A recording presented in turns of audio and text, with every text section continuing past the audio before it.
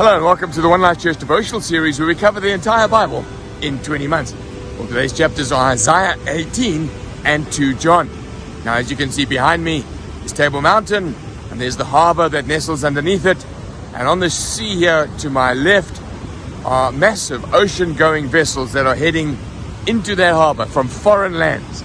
Now, what Isaiah has been doing up until this particular chapter is looking at various lands that God is about to judge. Now, this particular one, Cush, which we understand to be Ethiopia, is the most difficult to understand because God doesn't really judge the Ethiopians.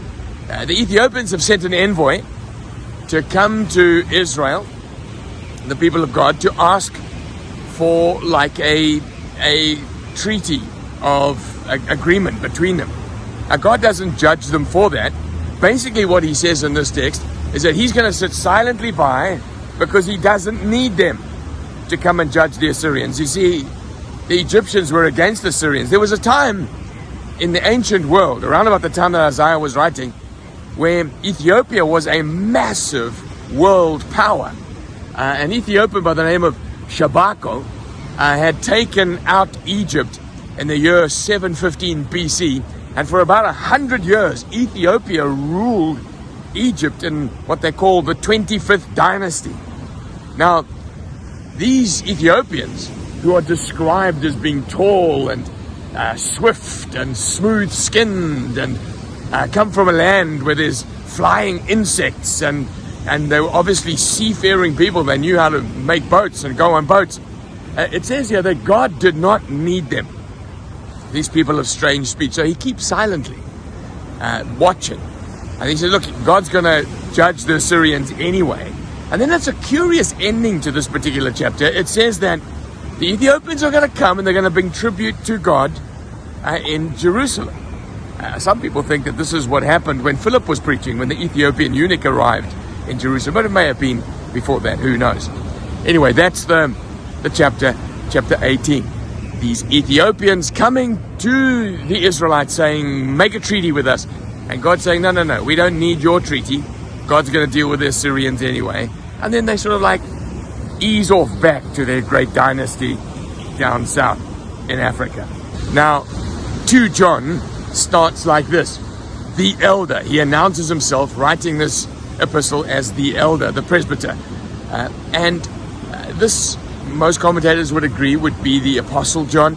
At this stage, probably 90 years old. God allowed him to die of natural causes. He was the longest living of the apostles. And he's writing to the believers at Ephesus, his dearly beloved church at Ephesus. But he uses this playful phrase, to the lady, the chosen lady. Now, it's a playful way. And if you look at the Greek, the way he uses singular and plural, addressing people here, you know that he's talking about a community of people. And people have asked, well, why did he not give this church a name? Well, it was under heavy persecution at the time, and it was probably to protect them.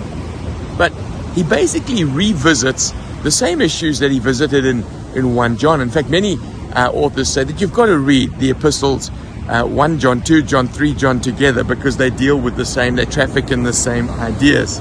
He said, I'm not writing you a new command. I'm asking you to love one another, and this is the command, that you walk in love. And then he reminds them again of the deceivers, saying, listen, deceivers are going to come. The deceivers are those who deny that Jesus is the Christ. Those are the ones that, he says, don't even have them in your home. Have nothing to do with them. They're extremely dangerous. And then he ends by saying, the children of your sister, who is chosen by God, send their greetings. And so, again, he's using this playful phrase, a woman, a sister, as a body of people, as a community, a church. And quite clearly, this apostle of love, using metaphors that describe the love and affection that sisters have for each other.